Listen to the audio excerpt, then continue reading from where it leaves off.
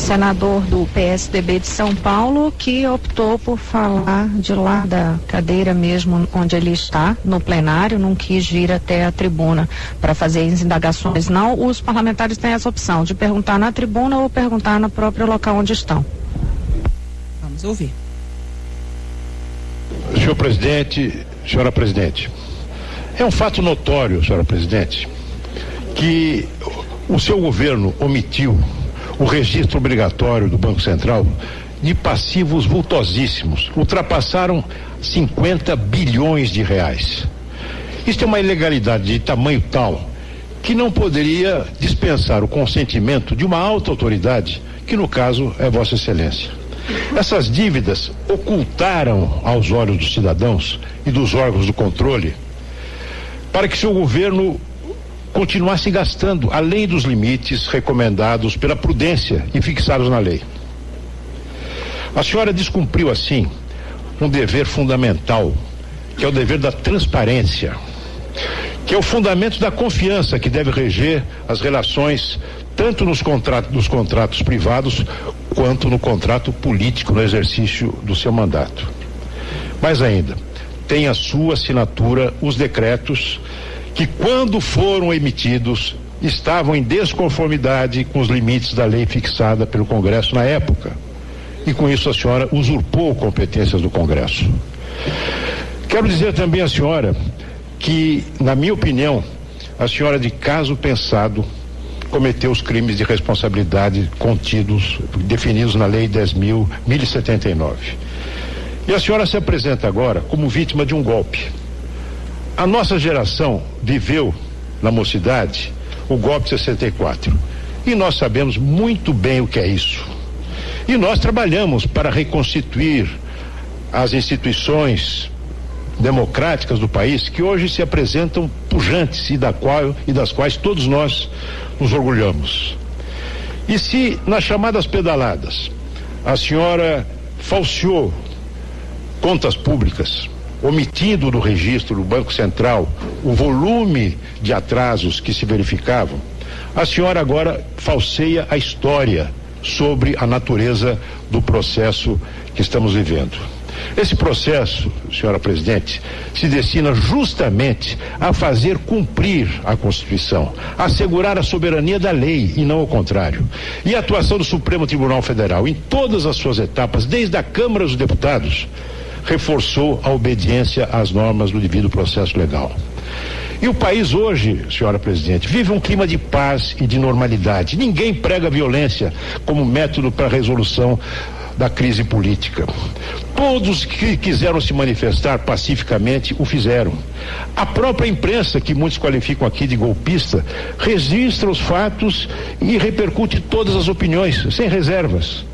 E o vice-presidente, que foi eleito diretamente na sua chapa, exerce o papel que lhe é atribuído pela Constituição, que a senhora jurou obedecer. A agenda do impeachment já vai ficando para trás.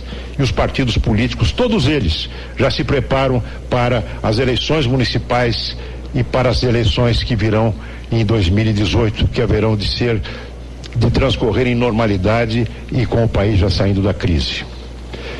Portanto, eu indago, como golpe? Golpe com a supervisão do Supremo Tribunal Federal?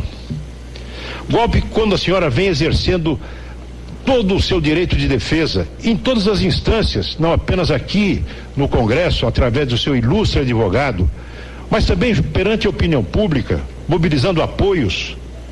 A senhora sabe que o Supremo Tribunal Federal é o órgão que compete em última instância à guarda da Constituição. E a senhora sabe também que cabe ao Ministério Público a incumbência da defesa da ordem jurídica como um todo e não apenas das formas jurídicas. A senhora está perante o seu juiz natural, é o Senado reunido como órgão judiciário. E eu pergunto à senhora, por quê, sabendo disso tudo, a senhora não atalhou esse processo recorrendo ao Supremo Tribunal ou ao Ministério Público Federal? João Goulart não tinha quem recorrer, a senhora tem instituições democráticas e, no entanto, a senhora preferiu recorrer a uma organização internacional. Este processo vai sim, senhora presidente, gerar precedente sério daqui para frente. se a senhora perder o seu mandato, nenhum governante haverá de abusar das suas competências e afrontar as regras essenciais que garantem a saúde financeira do Estado. A minha pergunta é por que não recorreu até agora a quem pudesse socorrê-la nesse processo? Vossa Excelência, termina a frase. Que a senhora insiste em qualificar como golpe. Obrigado, senador Aloysio Nunes. Senhora Presidente da República, com a palavra. Senhor senador Aloysio Nunes, eu quero dizer para o senhor uma frase muito simples. Eu estou recorrendo àquilo que a Constituição prevê. Porque essa história de querer que eu transfira para outrem a responsabilidade que é do Senado, porque eu não recorri, porque a responsabilidade constitucional, senador, está aqui. São os senhores senadores que têm, pela Constituição, o poder de me julgar. O que eu estou dizendo, senador, é que se me julgarem sem crime de responsabilidade, senador, é golpe. Eu não estou dizendo, é golpe. Agora, a hora que julgarem e condenarem uma pessoa, uma presidente inocente sem crime de responsabilidade, é um rotundo golpe. É um golpe integral. Eu não recorro ao Supremo Tribunal Federal agora, porque não esgotei essa instância. Não acabei de tratar o problema aqui. O que é que eu recorreria para o Supremo? Ora, os senhores senadores e as senhoras senadores não votaram.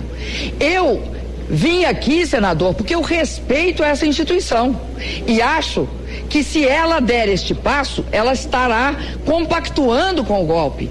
Ela não está compactuando com o golpe hoje. Não houve julgamento. Agora, no momento em que ela proferiu uma sentença que não tenha por base um crime de responsabilidade provado, e não é uma questão política, porque a questão política, o conjunto da obra, a gente resolve nas urnas. A gente resolve e disputa nas urnas. O que a gente resolve aqui é se há ou não crime de responsabilidade. Crime de responsabilidade é uma exigência da Constituição. A Constituição estabelece, você pode ter o impeachment da presidente, tá certo? Mas em que condições? Havendo crime de responsabilidade. Porque caso contrário, instaura-se o discricionário, instaura-se o Deus nos acuda.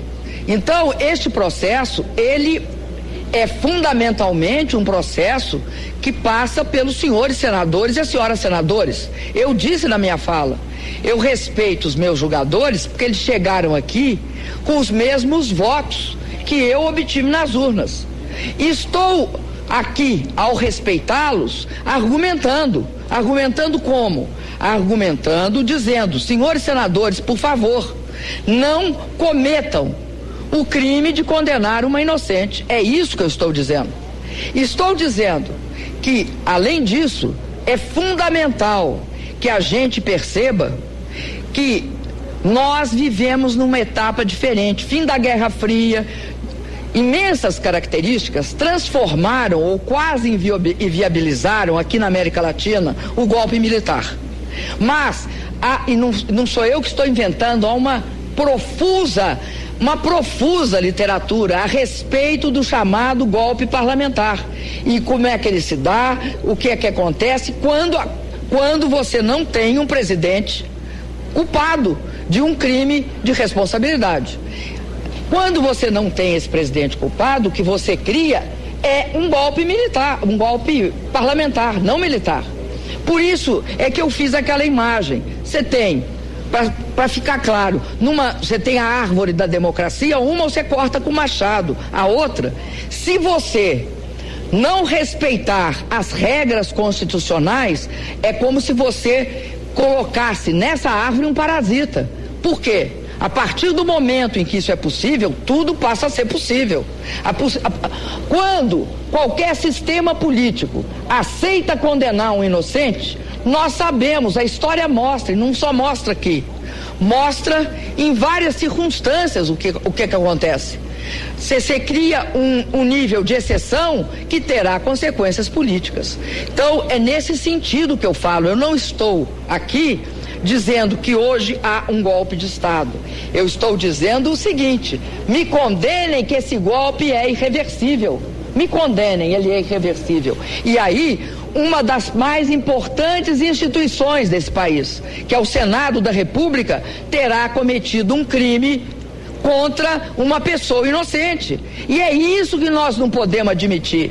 É isso que está em questão. É isso que eu acredito ser a peça central desse processo.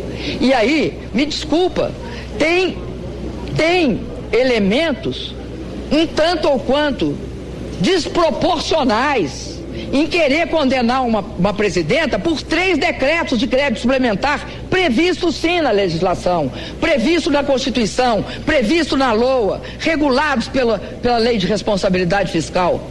E acho que esta discussão a respeito da meta orçamentária, ela ameaça profundamente a Lei de Responsabilidade Fiscal. É pela Lei de Responsabilidade Fiscal que se controla o gasto no governo federal, na União. Nós controlamos o gasto utilizando o decreto de contingenciamento.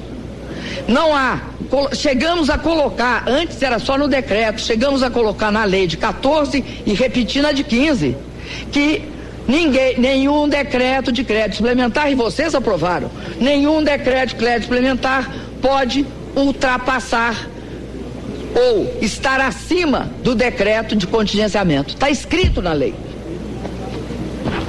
Obrigado, senhor presidente.